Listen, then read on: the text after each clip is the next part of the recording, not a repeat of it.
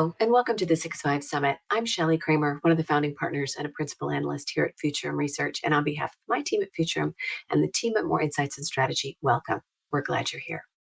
In this keynote, Futurum's Daniel Newman and More Insights' Patrick Moorhead are joined by Honeywell Chairman and CEO Darius Adamczyk for a conversation about Honeywell's leading role in the world's energy transition and how Honeywell's helping customers navigate this transition. This is sure to be a great conversation. Let's get to it.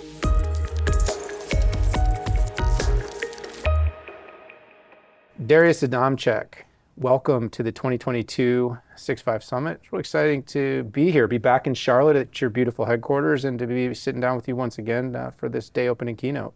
Well, thank you, Dan. Good to see you again, and looking forward to our discussion. Yeah, this place is great, isn't it?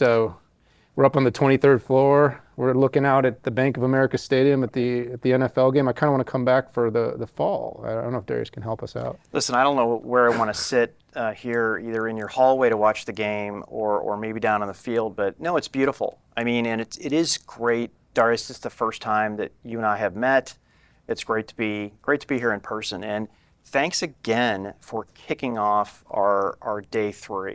And maybe the best place to start. So first off, Honeywell is a leading industrial technology company, and you talk to a lot of your peers, a lot of your customers out there. Curious, what's keeping them up at night? What are they talking about in the boardrooms? I always like to say, what's in the top 5? Right. Well, I think it's certainly an exciting time. I mean, I've been running businesses for well over 2 decades, and I can't remember a time where we've had so many things to keep us interested would be a kind way to put it. But I mean, between inflation and labor shortages and supply chain and frankly, geopolitical is probably the most prominent issue right now that everybody's watching, and what's happening, and particularly in Europe and the war and what impacts it's going to have longer term. So has not been a shortage of things to keep us occupied, probably unlike any time I can remember in running a business. I mean, there's always, the 08-09 period wasn't fun, 2001, the 15-16 kind of oil and gas recession. I mean, the businesses go through their cycles and their challenges. But I don't personally recall a time there have been so many crises all occurring at the same time. And trying to manage through all of that in a graceful, thoughtful way is challenging. But it's also exciting because it's sort of, these are the times that really prepare a business for the future. Because if you can maneuver through times like this, you can maneuver through many things. But I would say right now, in no particular order, geopolitical is probably number 1. Right. Supply chain is probably a close second.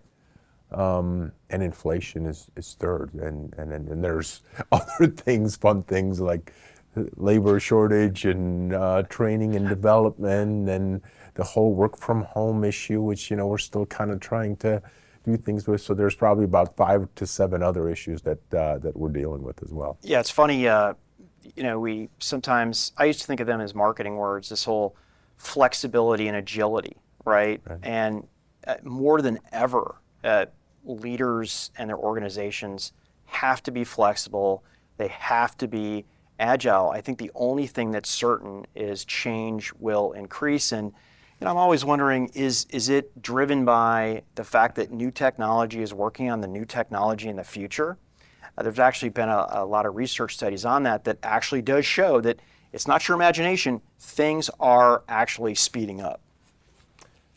Yeah, they certainly are. And I do believe COVID has been a catalyst to accelerate a lot of these technologies and so on. I mean, let's be honest, things like Zoom and Teams existed prior to COVID. I mean, but I don't know about you guys, but I barely ever used them. I mean, they were in existence, but it was pretty rare that I would use. It was a big room solution. Exactly. Right, where you would want to get big rooms of people connected, but that was pretty much it. And now we're bringing data, we're bringing collaboration into there, and one block equals one person now, which has also mixed up the whole power dynamic in ways. So it's pretty amazing. It definitely exposed us to how much faster an organization can implement change when they're forced to. It kind of showed that sort of Darwinism in society. Sure. I mean, we all snapped back really quickly, and it was like, you thought the world was going to end. I still remember like waking up with hives. I mean, I literally woke up with hives in March of 2020. Like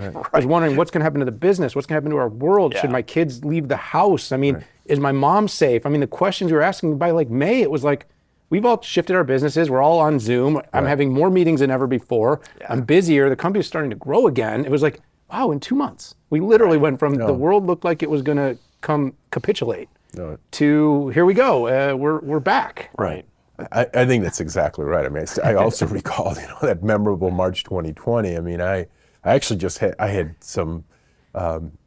my hip surgery right early March that year, and I came back to work right after, and kind of everybody's saying, hey, we got to send everybody home, and well, how do we do that, and how are we going to manage and run the business? And like you said, Dan, certainly within 2 weeks, we're up and running again. And somehow we figured it out. I mean, a crisis is a mother of invention, and we very quickly pivoted, and by May, we kind of figured it out, it's just remarkable to sort of change the whole business model, to change how we operate in a matter of essentially 6 weeks. It sort of just tells you what's possible in a time of crisis.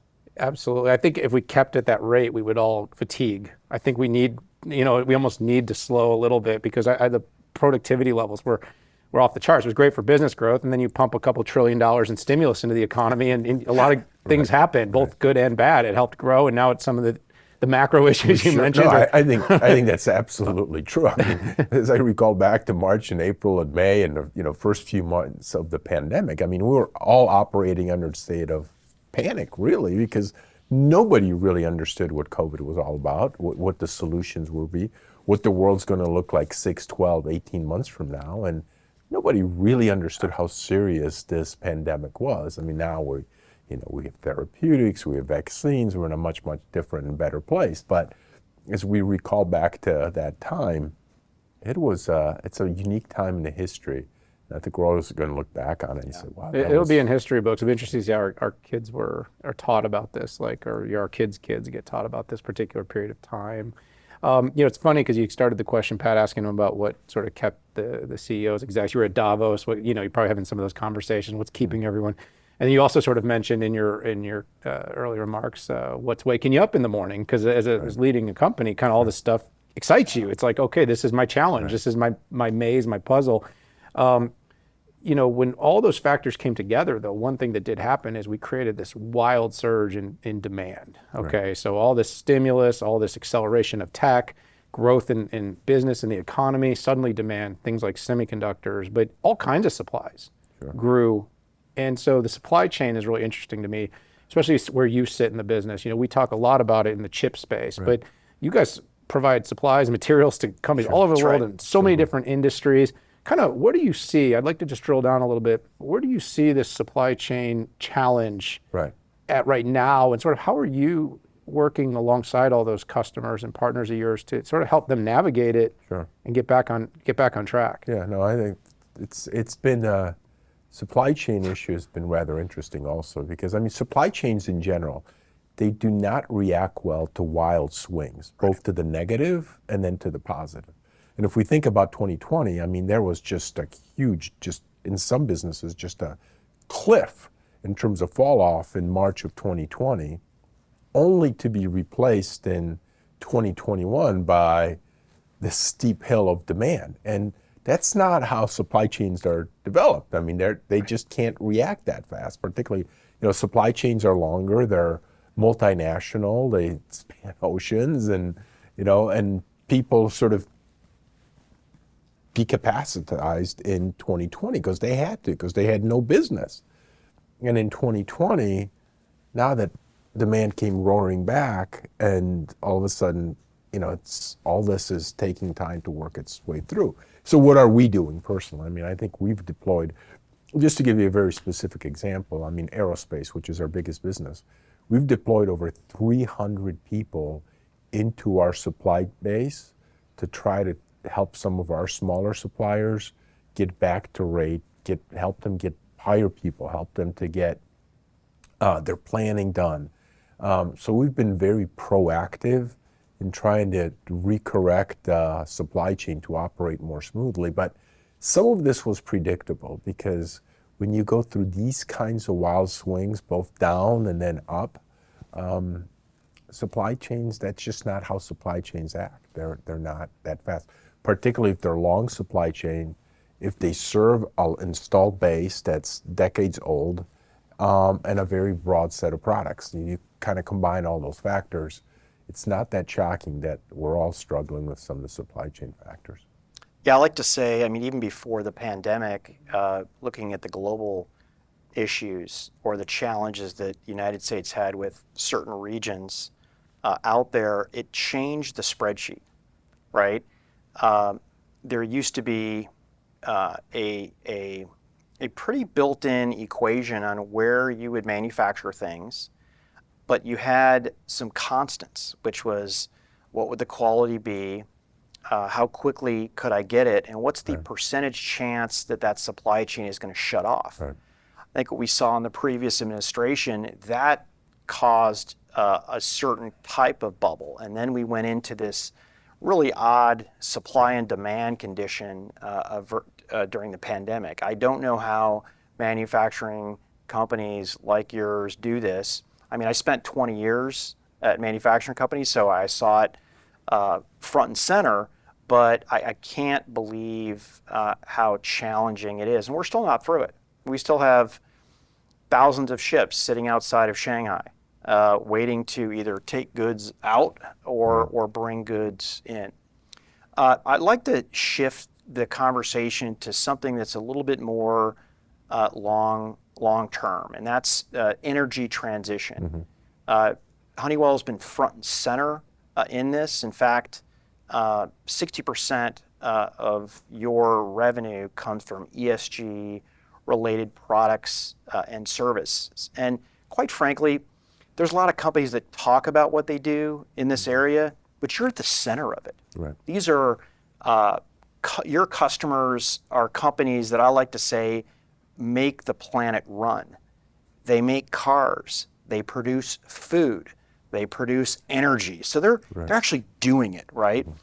So I'd like to get your take on where are we in this energy transition process? Are we, is it the first inning? Is it, are we 10% there? Will we even know when we're there? Right. Well, I think that's right. I mean, Honeywell can play a very big role in the energy transition. I mean, it comes from our PMT and more specifically our UOP businesses, because although we have and will continue to serve some of the hydrocarbon energy customers that we have and have a rich array of technologies to serve them, we also have a very broad set of technologies to lead the energy transition. So whether it's green fuels, whether it's plastics recycling, whether it's carbon capture, whether it's flow batteries and energy storage, hydrogen. I mean, we have a whole range of technologies available to really lead that transition. And, where are we? I mean, certainly early innings, whether you want to call it first inning or second inning, we could probably debate about that. And for me, my opinion is we have to be very thoughtful about that transition. We can't go too slow, but we also can't go too fast. And there is a happy medium, because if we turn off the hydrocarbons too fast, we're going to have an energy crisis.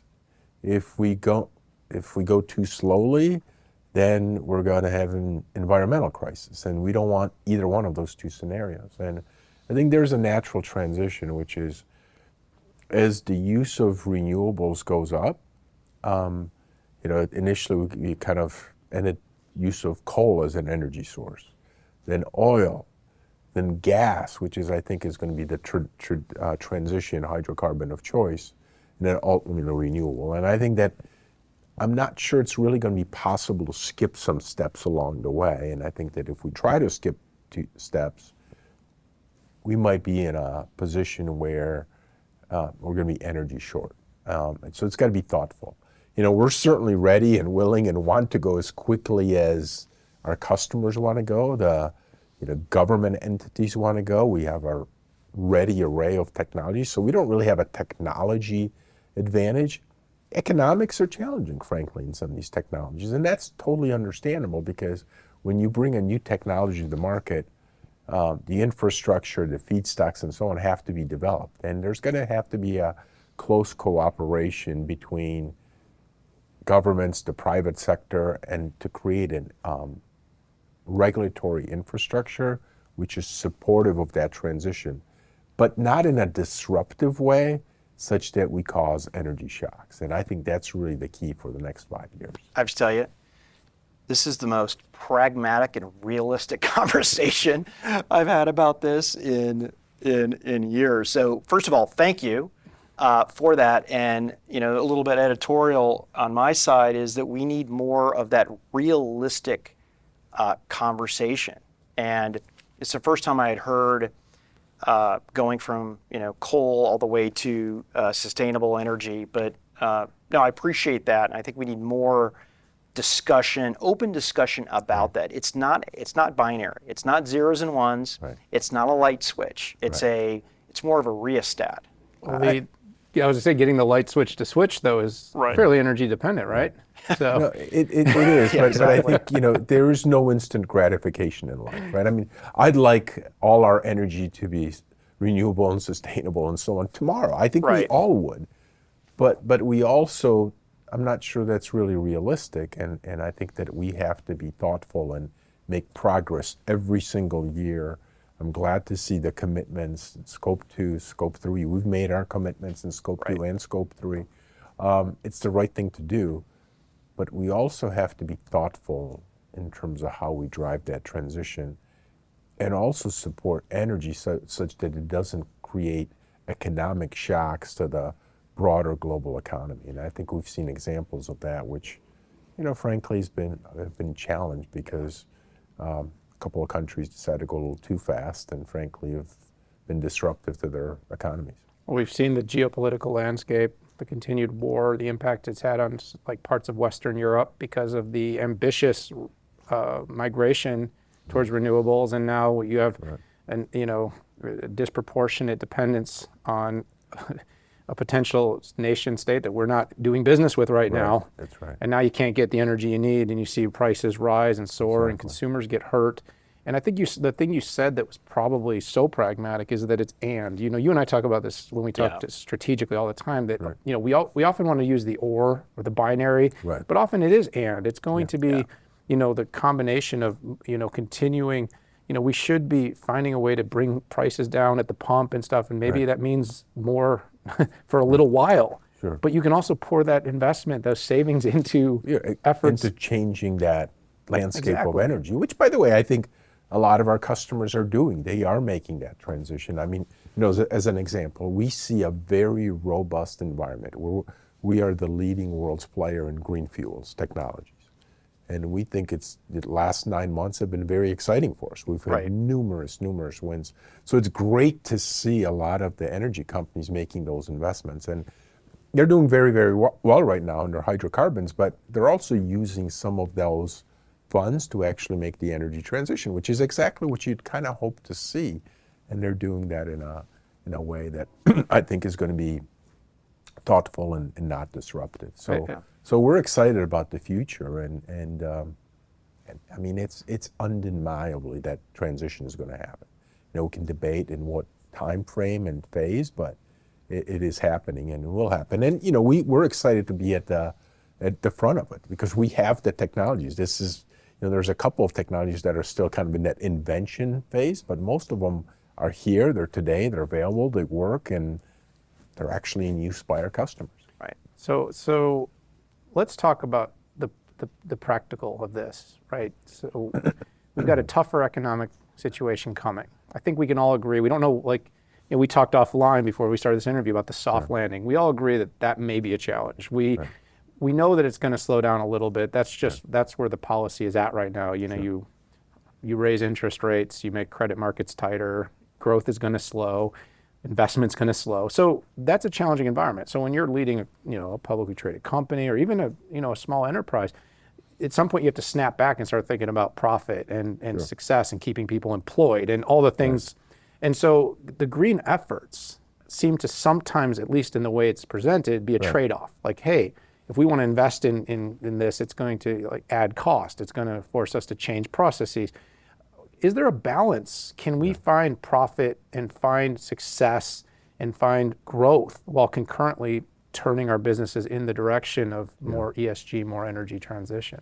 I do think it's very possible. And I mean, whether it's ourselves or our customers, we're making those kinds of investments, both in terms of internally. I mean, and we've kind of, as Honeywell, we've done it for a decade and a half. I mean, our carbon footprint has been reduced by 90% in the last 15 years. So, I mean, we've kind of done this a long time ago, way before, kind of everybody was talking about it. It was kind of natural part of what we done because we thought it was, sort of carbon pollution wasn't invented in the last 2-3 years. It's been here for decades.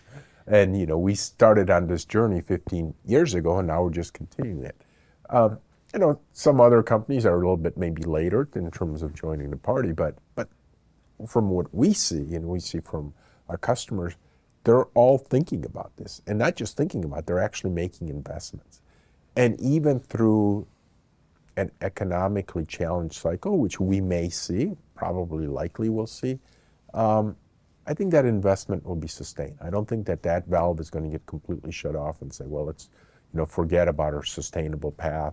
I just don't see that happening. I think the train has left the station. I think that there is a lot of momentum on the shareholders, stakeholders, all the parties involved to really have sustainability as a prime agenda in a sensible way, both in terms of for stakeholders and shareholders and customers in a balanced way. So I don't think an economic change, which may happen, is necessarily going to cause businesses to kind of reverse course on what they've been doing. Yeah, it's interesting in the commercial office building space in which you operate quite heavily. I still lodged in my brain the notion of managing my building from my smartphone. And part of that is understanding energy use inside of the building and people coming in and out. And I've talked to a few building managers in New York City, and they're able to save $1 million a month by being able to predict, this was pre-pandemic, when people would come in, whether they take energy off the grid or do they take it off their batteries, right? So let's take it off when it's lower cost. So I think that's one example that I like to focus on, and how you can save money and use less energy at the same time. So it's there, and I think as an industry, I think particularly as we most likely get into a challenging economic time, to talk about how you can save money and have better customer interactions because of it. Well, I think that's exactly right, because when we think about the energy transition and making the planet greener, there are two aspects of it. And we talked a lot about the former, which is, sustainable sources of energy. That's terrific, and we need to drive that. But the other element, which is just as important, which is using less energy in the ecosphere that we currently operate in, because that's a much more immediate opportunity. So, driving a 20% reduction in your energy usage for a commercial building is a huge deal for the planet. Luckily, we're in that business too. So some of our connected buildings offerings, for some of our building technologies offerings as well. So, this is why for Honeywell, we kind of had two primary strategic levers for growth. Becoming a software industrial, something that, a journey that we started 5+ years ago, and really something that we've announced at our Investor Day very recently in March, which is sustainability. And when I say sustainability, it's driving both those sets of solutions. Number one is the energy itself and everything associated with it, such as, plastics recycling and so on, and green fuels and hydrogen and all these things. But then also a set of technologies and solutions that can help save energy within where we operate. So whether it's fuel consumptions for an aircraft, whether it's energy usage for a building, whether it's energy usage in a warehouse. Right. You know, we currently have all those kinds of solutions which can help customers save energy use within their current structure. Darius, I'd like to end on an innovation point. So the theme of this year's conference is endless innovation.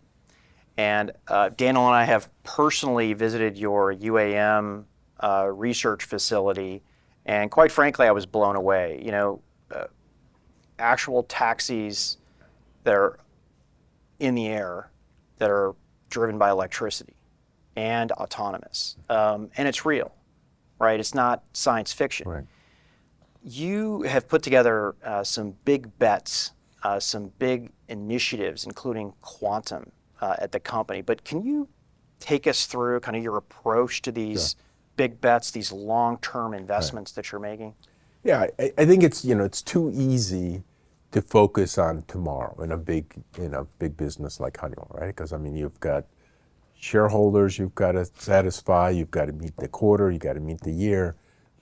And it's too easy to kind of turn off the longer term investment, saying, okay, if I don't spend, you know, $50, $100 million on this new technology, which actually won't give me a penny this year or next year or maybe even the year after, I can drop that, you know, that money back to shareholders. It's actually, it sounds really easy, and a lot of people talk about, well, you know, of course we manage for the short term and the long term, but I question whether many do. So we've really kind of formalized this as part of how we operate the business, is what we call breakthrough technology. So we have numerous bets going on across Honeywell in technologies that may not be revenue generating today or tomorrow or the day after, but we think are going to change the world in 5 to 10 years from now. And you know, you pointed out one example, UAS, UAM, that's just one. Quantum computing is another. You know, sustainability, some of those things are generating revenue today, but many of them are not. Industrial cybersecurity, that's a business that was zero 5 years ago. It's now over a $100 million business for us. So we're continuously making these kinds of bets on the future about technologies that we think are going to be relevant.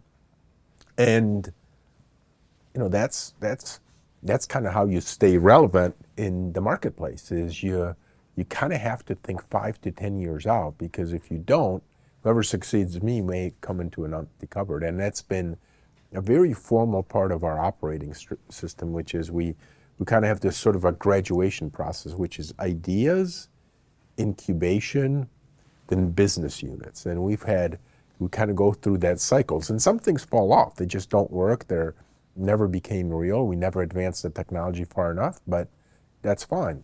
And then you ultimately graduate into these business units. And we've had examples of that. You named one, UAS, UAM, you know, quantum computing being another. Sustainability technology solutions. Right. We talked about that at length. That was initially an incubation idea that grew into a business unit. That is very much part of the Honeywell cycle in terms of how we curate and promote innovation. Not just for the short term, because that's also part of our algorithm, but really kind of the long-term and game-changing kinds of technologies.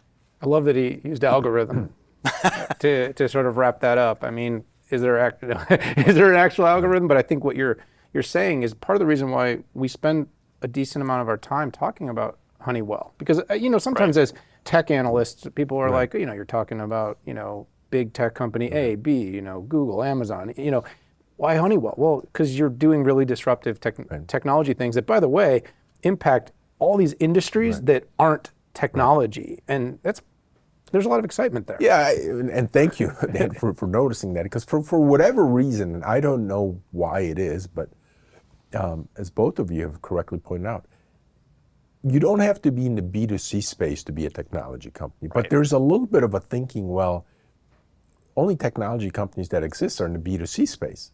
Well, that's not true.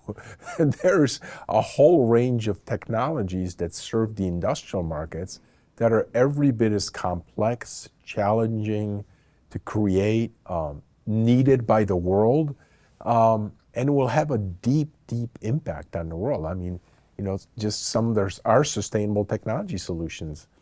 I mean, these are world-changing kinds of technologies that can make the planet greener for future generations. And I argue that's as impactful as anything else that's out there. Yeah, and Darius, I see it as it's a communications challenge, because if I look at the cubic amount of communications that the B2C companies put out and those experiences versus, let's say, what the B2B industrial technology companies had done for the last 10 years, it was a huge variance. So I think it's a communication issue, but I think what we've seen, just one example is space, right? I think more than ever, people think space is freaking cool, right? And you're a big part of that. I mean, every time you see a plane, right, there's likely going to be Honeywell inside of that. So I think this is the great part about you taking part in the summit, is that you're not only sharing the good word for your peers and investors to understand, but I also think you're also educating. We're educating people that space, aviation, drones, I mean materials, right? Supply chain are core parts of technology that if we had an order of magnitude change in that, I think we could change the world. And I think that's what Honeywell's doing, is literally you're changing the world. And I'll give you the last word here, Daniel, but it is funny, I talk with your comms folks and we're going over, you have like a treasure chest of cool tech that just needs, more, more people's eyeballs on it. And I think we're going to be a better place because of it. And if you think about it, just one final layer, all these seculars, AI, big data, automation, 5G, I mean, this stuff all connects directly to what's happening in these industries and these spaces that you mentioned. And it's like, we want to, again, it's just such a societal behavior that we want to be binary. You're tech or you're not. Right. You're innovating or you're not. And the truth is that every industry, every space, and by the way, things like you mentioned planes, I mean, there's a lot of technology that goes into that. So I'm really glad that you were able to come here and be part of this. Or actually, we were able to come here and be part of this with you. Great conversation, Darius. Thank you so much for being part of the 2022 6.5 Summit. I'm sure everyone out there is just absolutely thrilled to have had a chance to hear this. And we hope to have you again soon. Thank you. Thank you both. Enjoyed the conversation. Thanks. Great.